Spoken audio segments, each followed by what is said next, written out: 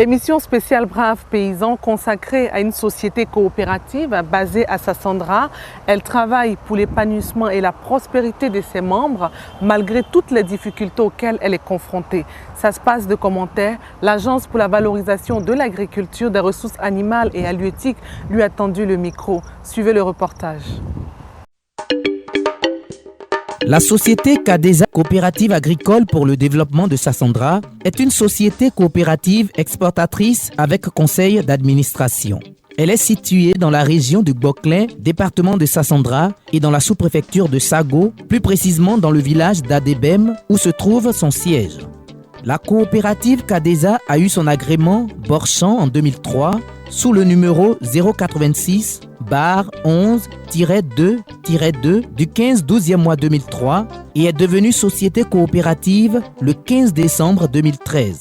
Le magazine agricole Braves Paysans a rendu visite à cette coopérative pour mieux la découvrir.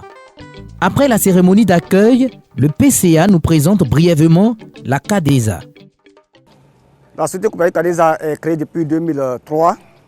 Elle avait à sa création 411 producteurs.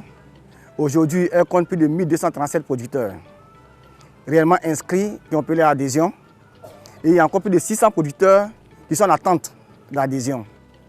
Pour les producteurs qui sont inscrits, pour les 1237 producteurs, nous avons 500 femmes et plus de 800 hommes.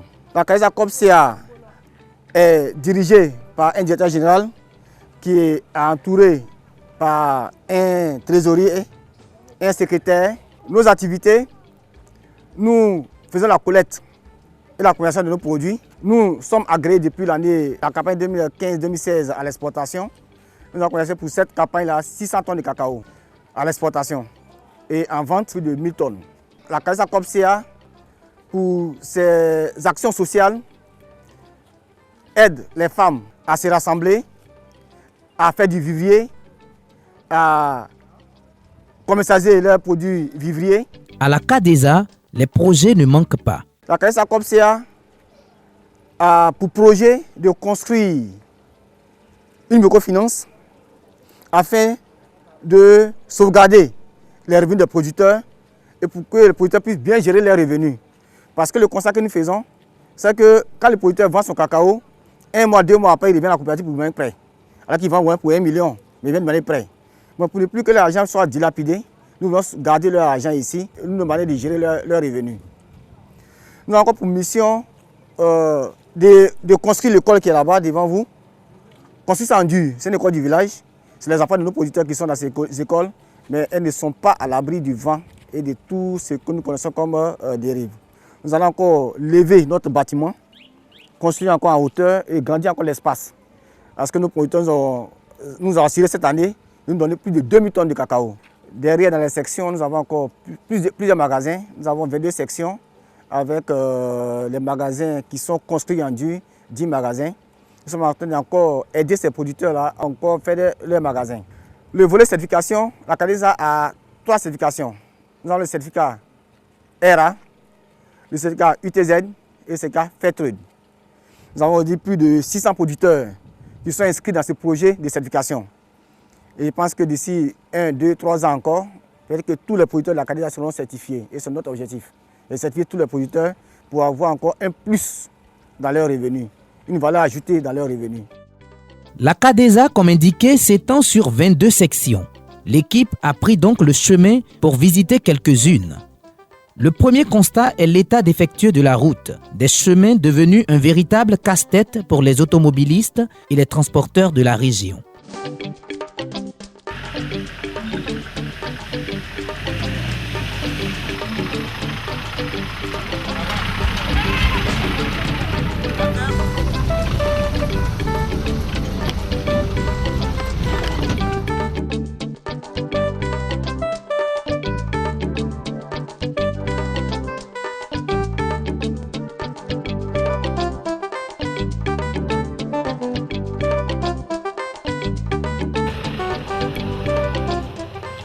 La première section visitée est celle de Blaise Cros.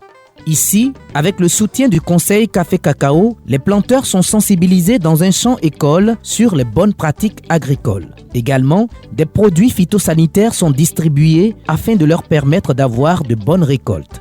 Le chef de section nous partage ses émotions. Grâce à la CADESA, aujourd'hui, nous avons de bonnes plantations. Nos plantations vraiment sont bien traitées. Chaque année, on nous donne des produits à traiter nos champs. On nous donne de l'engrais pour que le cacao puisse bien produire. Et en plus de cela, quand nous avons des besoins urgents, on nous donne ces besoins-là. Tels que, cette année, par exemple, il y a beaucoup de planteurs qui n'ont pas à manger. On a demandé à la CADESA de nous offrir des sacs de riz et elle l'a fait. Donc vraiment, on dit grand merci à la CADESA. Après Blaise Crow, cap est mis sur Indri Crow. La délégation est accueillie dans une liesse totale. Là également, les bonnes pratiques sont enseignées. Quand il y en a cette cabosse, elle est bien mûre, elle est saine. Je la mets à part. Et celle qui est noire, je la mets de l'autre côté.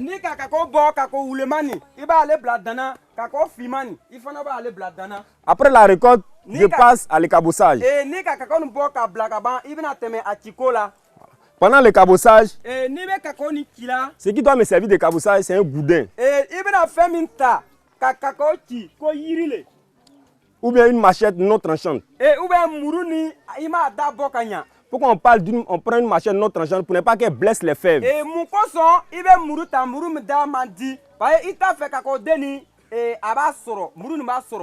Si ça blesse les fèves, ça va altérer le goût du chocolat.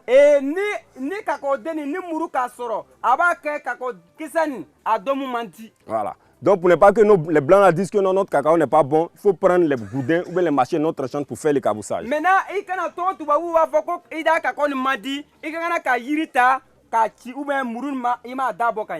Pendant le cabossage, une fois que je casse la cabosse, les fèves qui sont saines, je les mets à côté. Les fèves aussi qui sont noires, je les mets de l'autre côté.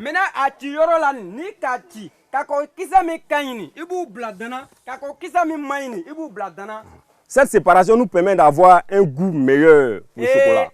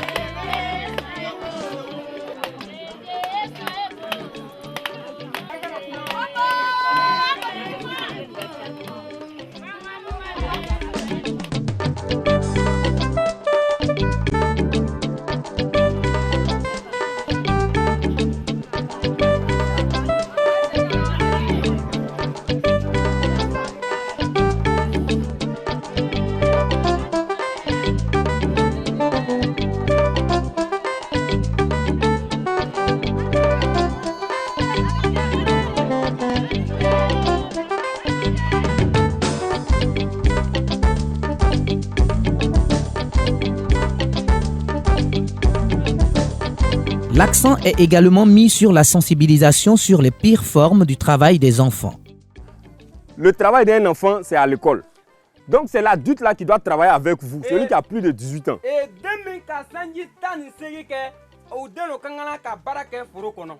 Des planteurs satisfaits de cette approche remercient la CADESA et le Conseil Café Cacao. J'ai 15 hectares de cacao. Je suis rentré dans la coopérative CADESA, ça fait 5 ans aujourd'hui. Quand la coopérative arrivait à Indri Crow, tous les producteurs ici présents ont refusé. Mais 2 ans après, la coopérative m'a aidé en me donnant des produits phyto, de l'engrais, des machines pour traiter mon champ. Aujourd'hui, tous les planteurs réunis ici ont vu vraiment que cette coopérative-là, elle est sérieuse. Aujourd'hui, nous disons merci parce que mes planteurs de CADESA qui sont Indri Crow, avant les cacaoyers, les feuilles de cacaoyers là, c'était pas bon. Mais aujourd'hui, grâce à CADESA, ils sont venus nous donner produits de pomper. Ils sont venus nous montrer taille de cacao. Ils sont venus nous donner engrais de main champ. Donc grâce à Kadiza aujourd'hui, les planteurs d'Indricro sont forts. Il faut noter également que ces deux structures permettent par des campagnes de sensibilisation à des enfants d'avoir leur extrait de naissance gratuitement et aux femmes de bénéficier de portions de terre de la part de leur mari. On recense votre fille, mais le message qu'on veut véhiculer, c'est de dire dorénavant, lorsqu'il y a une naissance ici, allez déclarer avant 3 mois. Allez déclarer avant 3 mois. Parce que quand un enfant n'a pas d'extrait de naissance, c'est comme si on ne le connaît pas. Vous la connaissez, mais l'État de Côte d'Ivoire ne la connaît pas. Que Kadiza Bali, en 2015, il y a eu magnifié. Donc, il y a eu ça. Vraiment, nous on voit que la coopérative, ça nous a beaucoup arrangé. Avant, quand la coopérative n'existait pas, vraiment on voyait, il y avait la mésentente entre nous. Parce que, avec la coopérative, ils ont donné des bons conseils à notre mari. Et qu'ils ont aussi beaucoup compris les conseils. Qu'ils ont donné des champs de cacao aux femmes pour mettre les femmes en valeur. Ça nous a beaucoup marqué. Le chef du village, très impliqué dans cette politique, souligne l'importance pour une femme d'avoir une terre. Kadiza est venu, il dit on a qu'à donner le champ à nos femmes. Maintenant, on donne le champ à notre femme. Et les enfants aussi. Le premier temps, là, on a les enfants pour aller au champ. Mais quand ils sont venus nous indiquer, on a laissé tout ça là. Et puis nos enfants maintenant, ils vont à l'école, mais travaillent beaucoup là, ils ont arrêté. C'est maintenant tous les pensées, ça est sur l'école. Donc je remercie le président de Kadiza qu'il n'a qu'à continuer ce travail. Et nous aussi, on demande la présidente de la République pour aider Kadiza pour penser sur notre école et puis sur notre femme parce qu'on a problème de dos.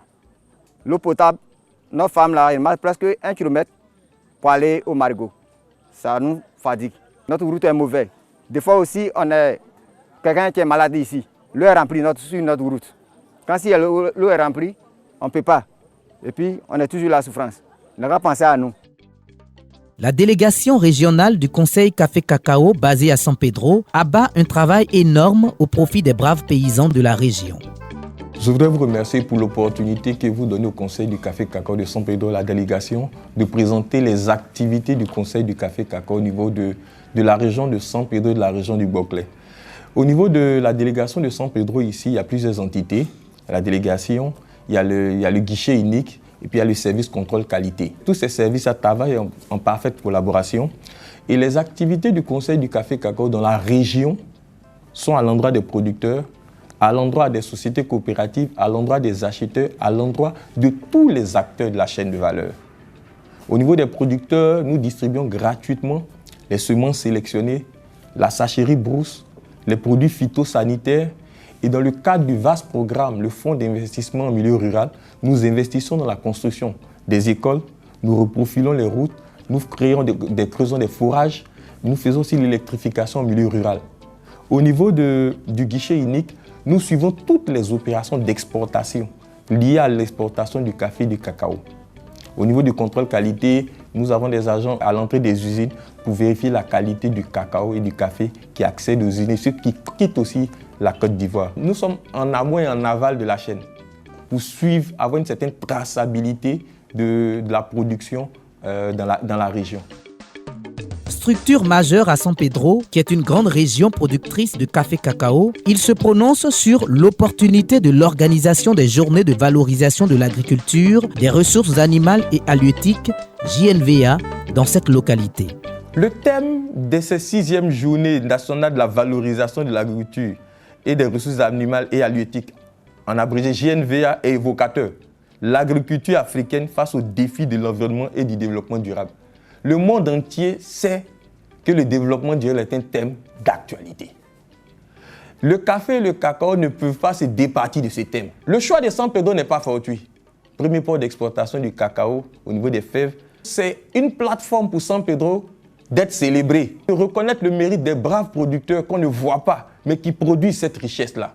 Et je crois que les producteurs, Je crois que tous les acteurs de la chaîne de valeur de cette place-là vont se sentir impliqués. Le Conseil du Café Cacao adhère à cette opportunité et le Conseil du Café Cacao sera une partie prenante importante à l'organisation de ces 6e journées. C'est un événement que nous attendions aussi dans la région. Je crois que vous allez voir ce que San Pedro a de merveilleux. Vous allez voir ce que San Pedro a de, je peux dire, de braves producteurs. Vous allez voir les richesses de la filière Café Cacao dans la région.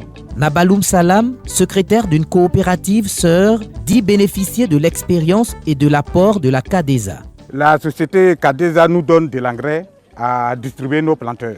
Nous, on a plus de 500 adhérents à CTK. Donc quand ils viennent comme ça, ils nous donnent un certain nombre de tonnages à ce que nous, on satisfait nos planteurs. Bon, vu de ça aussi, en tout cas, les planteurs, quand ils viennent, ils disent, ah, grâce à CADESA, c'est pourquoi on a eu tout ça là. Les fruitos, les cocoa, tout ce qui est cacao, c'est eux qui nous livrent ça et puis on les donne. D'autres délégués de section lui emboîtent le pas. Sincèrement, c'est une coopérative qui nous aide beaucoup dans la région de Sassandra. Bon, avant, les puceurs rentraient, ils prenaient nos cacao, chacun avait son prix. Donc, bon, les planteurs, on était vraiment malheureux. Et depuis que CADESA s'est installé, aujourd'hui, si l'État donne 10 000 francs, les 10 000 francs restent jusqu'à la fin de l'année. Donc, je pense que c'est grâce à CADESA. Après Indricro, l'équipe s'est rendue à Gogiboué. Là, nous avons visité le nouveau magasin de stockage en construction et recueilli des avis. Quand on dit coopérative, vraiment c'est CADESA. Grâce à CADESA, où je suis là, il y a eu 2 bâtiments à San Pedro de 30 millions. C'est grâce à CADESA. Donc moi, je remercie CADESA. Pour faire sortir nos produits, on rencontre beaucoup de problèmes, c'est-à-dire le problème de la route. Je voudrais dire à l'État de Côte d'Ivoire de vraiment nous aider la CADESA qui regroupe plusieurs villages. Il faut que cette structure qui est implantée chez nous et qui fait du sérieux avec nous les planteurs, nous les paysans, il faudrait que l'État aide la structure là pour qu'elle puisse nous encadrer. La dernière étape de notre visite fut à Broncro. Ici, une ambiance bon enfant nous attendait. Les membres de cette section ont tenu à dire merci à la délégation et surtout à l'équipe de l'Agence pour la valorisation de l'agriculture, AVA. Ils sont aussi satisfaits du travail abattu par la CADESA. Tout d'abord, je remercie l'Agence AVA pour cette occasion qui nous est donnée aujourd'hui. Je les remercie beaucoup. Je vais parler du cas de notre coopérative, la CADESA. Depuis la création de cette coopérative, le prix bon champ que l'État donne est vraiment respecté. Pour le PCA, Débat Alfred, il y a une nette amélioration dans les conditions de travail et de vie des braves paysans. Toutefois, beaucoup reste à faire. Je dis merci encore à AVA, l'agent de la variation de l'agriculture. Je dis merci au Conseil Café Cacao et particulièrement à son directeur général Massamba Sandé Lucé, qui ne cesse de se battre pour nous, pour le bien-être des producteurs. Aujourd'hui, nous venons de faire une campagne de distribution des produits phytosanitaires qui le Conseil a donné gratuitement à la CADESA pour donner aussi gratuitement à ses producteurs. Nous avons une doléance. Notre doléance, c'est les routes. Les routes. Vous voyez la route qui était le PK31 jusqu'à Adebem est impraticable. Nous avons des difficultés pour faire sortir nos produits. Nous laissons le Conseil régional, l'État de Côte d'Ivoire, à nous aider à retrouver ces routes. Parce que nous seuls, en tant que coopérative, nous ne pouvons pas. Qu'elles viennent à notre appui pour qu'on puisse aider les producteurs, qu'ils puissent évacuer leur production. Sans route, on ne peut rien faire. Donc, cette doléance, c'est au niveau du Conseil du Café Cacao. Aider notre centre de santé à avoir une ambulance. Aujourd'hui, la campagne va s'ouvrir bientôt. Sans ambulance, nous ne pouvons pas évacuer les femmes qui sont enceintes, les femmes qui sont en accouchement, les malades, jusqu'à Sassandra ou à la Côte ou même à Abidjan. Nous demandons exaucement encore à le DG de faire venir rapidement le plus vite possible notre ambulance à Sago. Donc merci au président de la République, son excellence Alassane Ouattara, qui ne cesse aussi de penser aux producteurs. Aujourd'hui, tous les producteurs sont contents parce que le prix du cacao est à 1000 francs. Au moins 1000 producteurs de la CADESA seront présents à la GNV à San Pedro. Vous pouvez compter sur le conseil d'administration parce qu'on fera l'effort pour faire déplacer ces producteurs, pour venir écouter qu'on appelle ce qui doit la GNV. Après la GNV, c'est leur journée, la journée des producteurs. Au terme de cette visite, nous pouvons conclure que nous sommes satisfaits de l'organisation de cette société coopérative et exhortons d'autres coopératives à leur emboîter le pas. C'est dans une ambiance festive que nous avons pris congé de nos hôtes.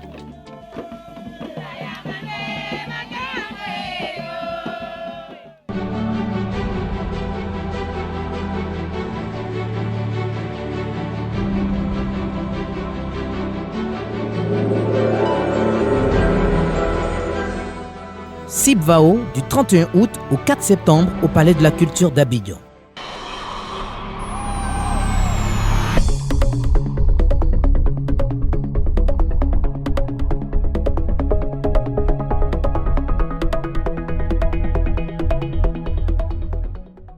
Le Conseil du coton et de l'anacarde a organisé la cérémonie de lancement de la 2e édition du Salon international des équipements et des technologies de transformation de l'anacarde, CIETA 2016, qui se tiendra du 17 au 19 novembre 2016 au Palais de la Culture de Treichville et dont l'objectif est de contribuer à créer les conditions d'accessibilité des équipements et technologies de la transformation de l'anacarde aux investisseurs nationaux et internationaux, de contribuer à améliorer la productivité des entreprises, faciliter le montage des dossiers financiers et l'acquisition des équipements et des technologies de la transformation, favoriser l'installation des équipementiers en Côte d'Ivoire, offrir des possibilités d'investissement aux opérateurs économiques, proposer aux entreprises des conditions de rentabilité de leur unité de transformation, créer des liens d'affaires entre les acteurs de la chaîne de valeur, améliorer les conditions de gestion et accroître la maîtrise de la chaîne de valeur, susciter l'intérêt du grand public pour les produits de l'anacarde. Le thème retenu pour cette 2e édition, une industrialisation citoyenne de la filière anacarde pour une Côte d'Ivoire nouvelle, s'inscrit dans la dynamique de la transformation des produits dérivés de l'anacarde, a prononcé M. Bamba Mamadou, PCA du Conseil du coton et de l'anacarde, tout en remerciant et saluant la présence de tous à cette cérémonie.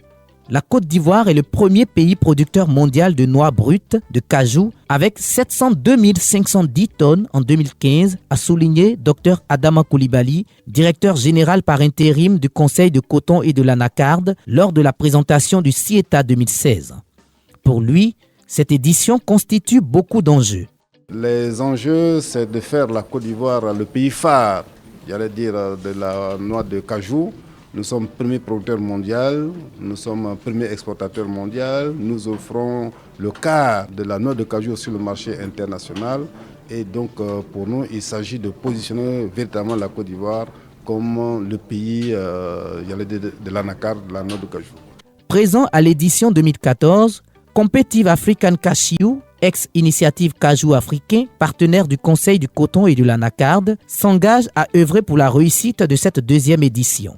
Jean-Claude Brou, ministre de l'Industrie et des Mines, pour qui la première édition a été positive, relève que l'objectif majeur du CIETA 2016, c'est de promouvoir les équipements de transformation afin de créer beaucoup d'emplois. Il a pour sa part félicité le ministre de l'Agriculture, Mamadou Sangafoua Koulibaly, tous deux co-présidents de ce salon, pour le travail abattu au sein de la filière anacarde en Côte d'Ivoire. Nous sommes premier producteur mondial de l'anacarde. Pour parler de la transformation, il faut d'abord avoir la production. Et donc, c'est ce qui explique donc la nécessité, maintenant que nous avons atteint ces niveaux, avec près de 700 000 tonnes produites annuellement, la nécessité maintenant de renforcer la transformation pour que nous puissions transformer sur place. On veut transformer sur place pour une raison simple. Ça crée des emplois des jeunes, l'emploi des femmes, ça donne de la valeur, ça donne des recettes, ça augmente les exportations et ça donne donc beaucoup d'activités autour. C'est ça l'objectif. Sont attendus à cette 2e édition les équipementiers nationaux et internationaux, des acteurs et professionnels, des investisseurs, des partenaires techniques et financiers, des experts et consultants en industrie de l'anacarde, des médias et plus de 5000 visiteurs les 17, 18 et 19 novembre 2016 au Palais de la Culture d'Abidjan.